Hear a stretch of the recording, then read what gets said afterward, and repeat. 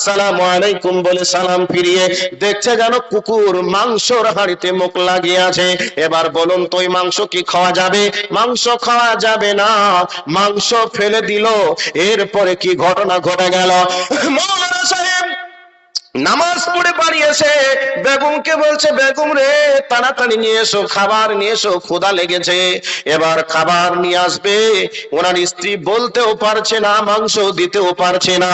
এবার খাবার সবজি নিরামিষ দিয়ে খাবার প্লেট সাজিয়ে দেওয়া হলো।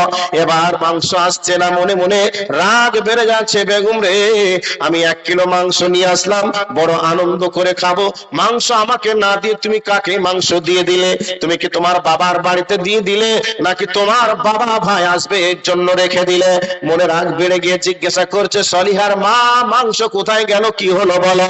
এবার সলিহার মা তখন বলছে, স্বামী জান তুমিও নামাজে গিয়েছিলে, আমিও নামাজ